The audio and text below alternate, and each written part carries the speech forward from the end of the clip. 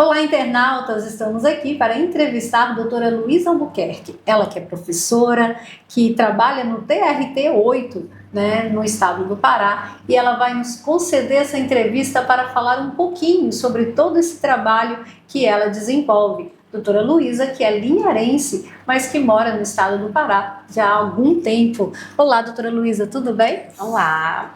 Muito obrigada, por aceitar participar dessa entrevista e poder nos passar um pouquinho sobre os desafios dessa carreira, sobre essa missão que você exerce e por ser tão nova ainda, mas com tantas formações e construindo ali uma carreira bem bacana no estado do Pará.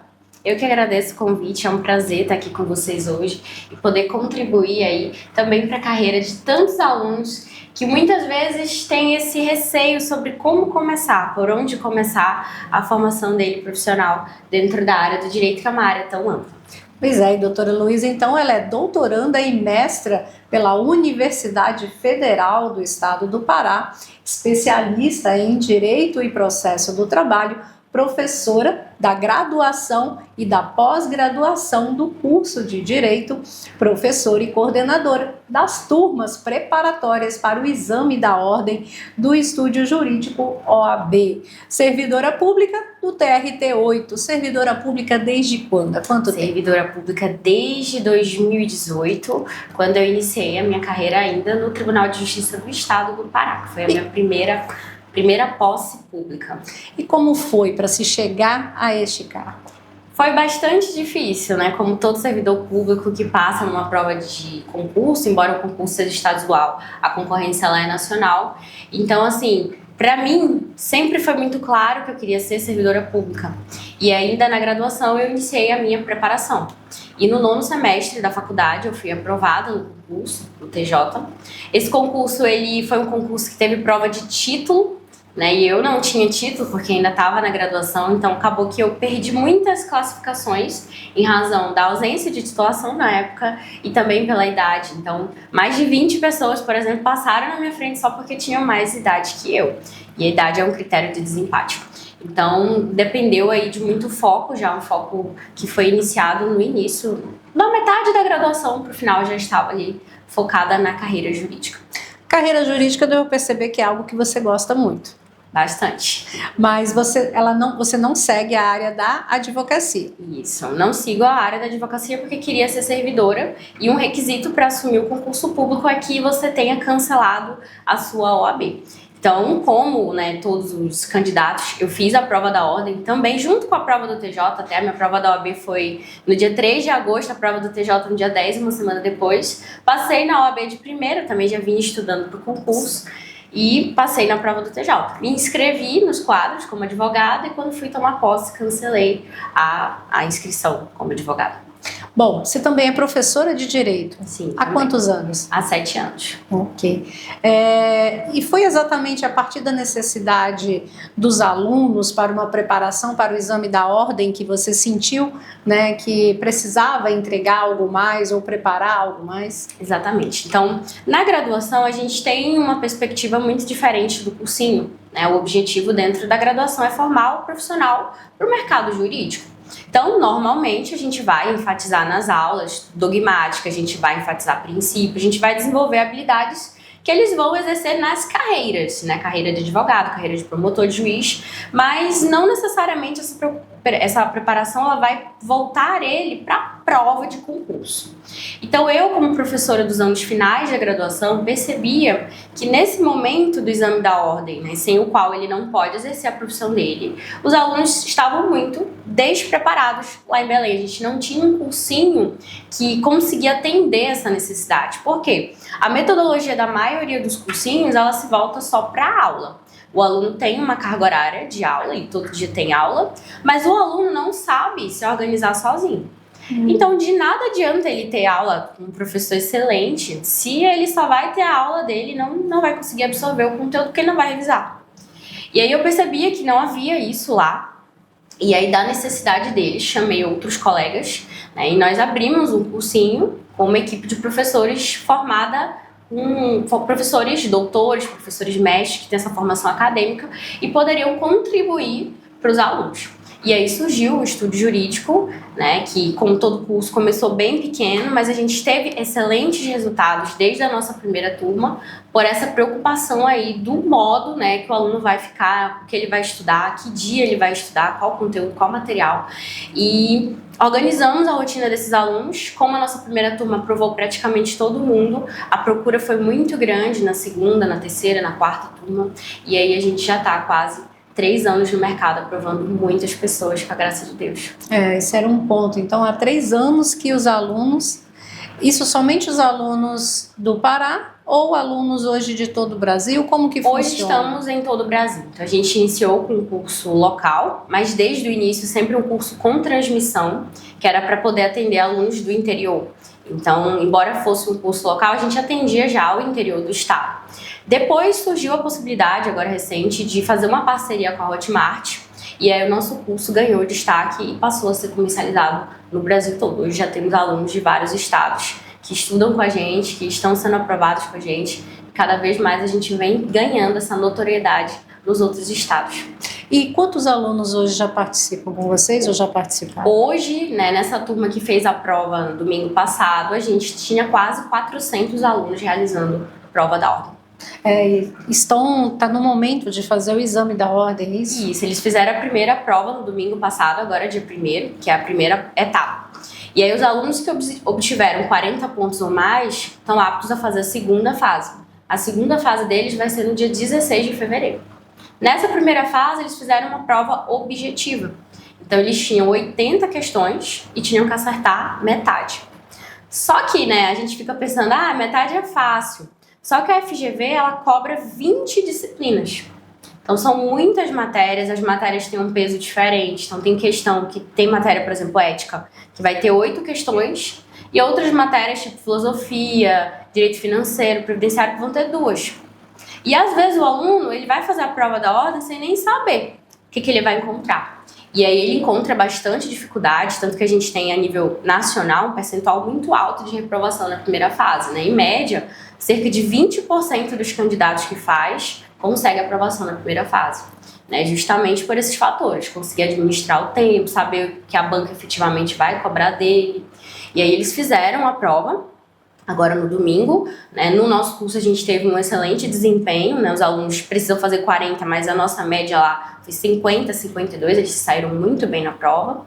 E eles estão aguardando a publicação do resultado definitivo, previsto agora para o dia 18 de dezembro, mas como eles já sabem que tem a pontuação, já vão iniciar a preparação para a segunda fase. Doutora Luísa, como servidora, né, da área jurídica, como professora também da área jurídica, algum desafio que a senhora entende, enxerga que para esses profissionais, né, da advocacia, da área jurídica num todo, que estão iniciando suas carreiras ou que vão iniciar, que precisa ser resolvido, algumas políticas que precisam ser constituídas? Como que se analisa todo esse cenário hoje, levando em consideração todo esse progresso da inovação, da tecnologia, né, do digital?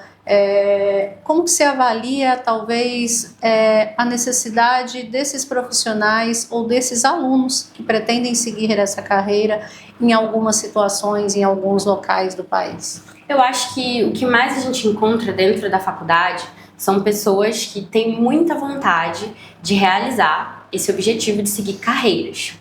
E a maior dificuldade que muitos têm não é a vontade, é a orientação. Então eles estão muito perdidos. Eu quero ser juiz, mas eu nem sei o que eu preciso efetivamente para ser juiz. Eu quero ser advogado, mas eu não sei muito bem o que eu vou precisar. Então eu acho que o ponto de partida dentro da faculdade seria dar uma ênfase nessa orientação vocacional do aluno, porque dentro do direito a gente tem um leque muito grande, né? Ele pode querer ser servidor, ele pode querer ser advogado, ele pode querer ser um juiz, um promotor, e cada carreira, um professor, cada carreira vai exigir dele uma preparação específica. Então, às vezes, né, no meu caso, eu tive, né, costumo dizer, sorte. A minha ênfase era concurso, mas depois eu quis fazer graduação, eu quis fazer mestrado. E um requisito do mestrado era que você tivesse algum tipo de publicação relacionada na área. Por coincidência, o meu TCC tinha sido em trabalho escravo. E eu consegui fazer na linha de trabalho escravo que havia na Universidade Federal. Mas foi uma coincidência, né? Se eu tivesse feito um TCC em outra área, eu já teria encontrado uma dificuldade para ingressar no mestrado. Então, acho que um ponto que falta muito é essa orientação. Por isso que no curso a gente costuma dizer, a gente pega na mão do aluno, né? Você quer passar na prova da ordem, vou te dar o passo a passo, né? O que você vai fazer a cada dia. O nosso cronograma parece uma agenda de uma criança. Vem escrito lá, de tal hora, você vai estudar isso no livro tal, depois você vai resolver a questão, depois você vai fazer isso. E aí a gente percebe que o que o aluno precisa é esse norte. E quando ele tem o norte, ele consegue seguir, ele consegue se desenvolver. E o mais engraçado até é a gente ver os pais dos alunos chegarem lá no curso e falar, professora, meu filho não estudava. E agora ele estuda, ele chega em casa, abre o código e vai ler. Né? O que faltava, o que mudou, o que aconteceu? Eu falo, agora ele sabe o que ele tem que fazer. Ele não fica perdido. Então a gente vive realmente numa era digital onde as pessoas têm muita facilidade de informação. Mas essa informação, ela nem sempre é uma informação adequada. Né? Às vezes é um conteúdo que viralizou, mas não é um conteúdo técnico, não é um conteúdo que vai efetivamente contribuir para a formação daquele profissional. Então acho que a orientação é o primeiro passo. Então, a gente começa a perceber que é importante quando você inicia uma faculdade de Direito, você também identificar aquilo que você quer seguir dentro da área do Direito. Certamente. Porque, como você disse, foi uma coincidência o trabalho que você fez, né, sobre o trabalho escravo, né, para o seu TCC, mas você já tinha a ideia do que você queria. Já, eu sempre quis a área trabalhista, sempre. Desde que eu era criança, eu não tinha nem ainda um conhecimento técnico, mas eu sempre me via atuando em defesa de um trabalhador vulnerável, de uma criança em situação de exploração. Então, eu sempre quis atuar dentro dessa área, embora eu não soubesse ainda exatamente dentro de qual carreira. Podemos dizer, então, que você identificar ali, desde o início, aquilo que você quer seguir como carreira e você executar aquilo que é necessário para a sua formação, já a partir daí? Certamente é um diferencial, porque eu, por exemplo, como já sabia que eu queria direito do trabalho, que eu gostava dessa área, eu nem esperei eu aprender isso na graduação. Eu já fui fazer curso, eu já participava de congresso da área trabalhista desde o início, desde o primeiro. Você focou nela? Sempre. Né? Então, assim, na minha faculdade a gente via direito do trabalho no 7º período. Eu estudei a matéria no 3º, porque já tinha a possibilidade de fazer curso nacional. Então, eu assisti um curso online de Direito do Trabalho, processo de trabalho, já sabia Direito do Trabalho no 3º semestre. E aí, então, é uma área que eu já estudo há muitos anos. Né? Estudei no cursinho, depois estudei na faculdade, estudei na pós-graduação, meu mestrado foi enfatizado nisso, doutorado também. Então, isso certamente me ajudou muito na minha carreira, porque é uma matéria que já vem me acompanhando de muitos anos. Então, eu acho que nem foi coincidência, nem foi sorte. Foi foco, foi se encontrar dentro daquilo que a você especificidade do tema. Porque dentro do mestrado, por exemplo, se eu tivesse publicado um TCC numa outra área de direito do trabalho, que não fosse trabalho escravo, né, terceirização, alguma outra coisa assim, não teria servido para pontuar, porque a linha específica era de trabalho escravo. E eu não sabia que havia necessidade de haver essa pertinência temática entre publicação da época acadêmica. Eu imaginava que eu ia terminar a faculdade, fazer a prova do mestrado e ia dar tudo certo. Eu não sabia que tinha que ter essa pertinência. Aí acabou que deu certo, né? E pro doutorado eu não tive dificuldade porque eu sabia as regras do jogo. Então, quando eu fiz tanto que eu passei em primeiro lugar no meu doutorado, porque eu tirei 9,9, já sabia todas as regras do jogo, passei todo o meu mestrado focado em conseguir toda a pontuação que o edital possibilitava. Bacana. Então, internautas, bastante dicas muito úteis, né? Principalmente aqueles que estão ali se preparando agora para a segunda fase do exame da ordem, aqueles que já ainda estão na faculdade, na graduação.